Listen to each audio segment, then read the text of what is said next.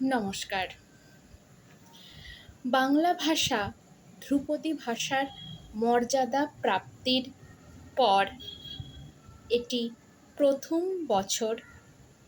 বৎসর উদযাপন করবার। প্রথম বর্ষে বাংলা ভাষার ধ্রুপদী মর্যাদার প্রাপ্তির যে আনন্দ তা সকলের সঙ্গে ভাগ করে নিচ্ছি।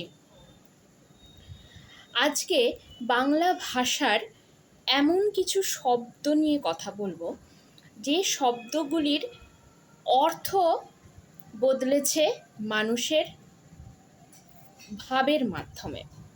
প্রাচীনকালে একটা শব্দ ব্যবহার করা হতো, সেই একই অর্থ এখন ব্যবহার করা হয় অনেক সহজ রীতিতে। সেই কোন কোন শব্দগুলো? তবে হলপ করে বলতে পারি এর মধ্যে কিছু শব্দ আপনাদের অজানা থাকবেই।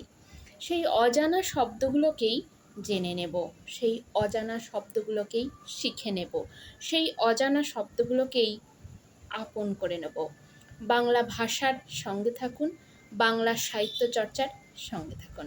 আজকের প্রথম শব্দ ব্যঞ্জনী।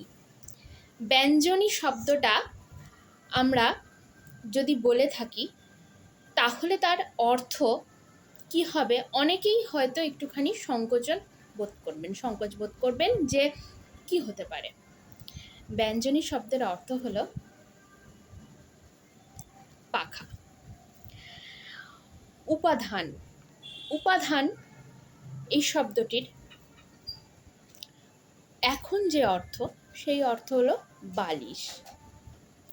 কিলিঞ্জক, যার এখনের অর্থ মাদুর। তনিকা, যার এখনের অর্থ দড়ি বা রজ্জু। সমর্জনী, যার এখন অর্থ ঝাঁটা। কশিদা, যার এখন অর্থ ছুঁচ। শিবনী, এটাও ছুঁচ। ঘনপল, যার এখন অর্থ শিল।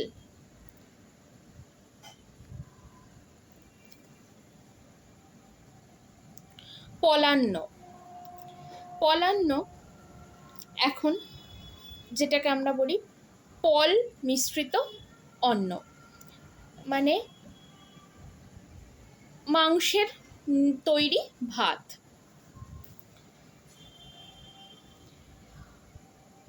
পরপট মানে পাঁপড়। পরমান্ন মানে পায়েস।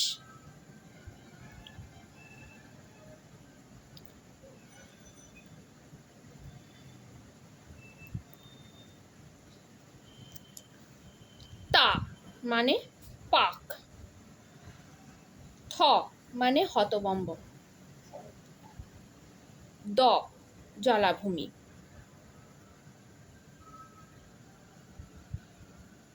কুষ্মাণ্ড কুমড়ো। ঋক্রেশ চাঁদ। খলতি টাক।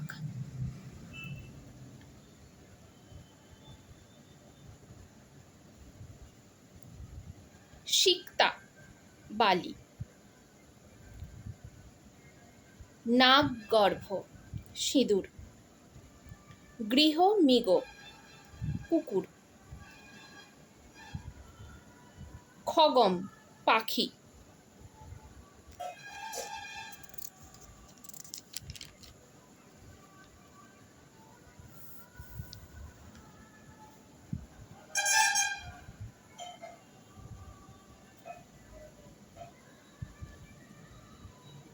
অবদাত সাদা।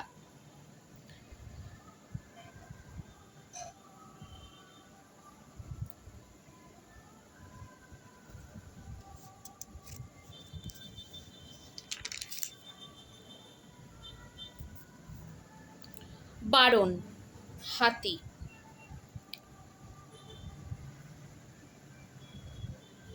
পালা পর্যায়, গৃহগোদিকা, টিকটিকি, শার্দুল, বাঘ। এই কয়টি শব্দ আপনাদের কেমন লাগলো এবং এর মধ্যে কতগুলি শব্দ আপনাদের চেনা, সেগুলো অবশ্যই মন্তব্যের মাধ্যমে আমাকে জানাবেন। তাহলে আমার খুব ভালো লাগবে এবং আমি আগ্রহ পাবো যে পরবর্তীকালে এই রকম কিছু শব্দ নিয়ে আপনাদের কাছে আসার। অবশ্যই বাংলা সাহিত্য চর্চার সঙ্গে থাকবেন এবং বাংলা সাহিত্য চর্চার পাশে থাকবেন। আজ এই পর্যন্তই। আপনারা খুব ভালো থাকুন, সুস্থ থাকুন, আর অবশ্যই আমার কাজগুলো কেমন লাগছে সেগুলো জানাবেন। ধন্যবাদ।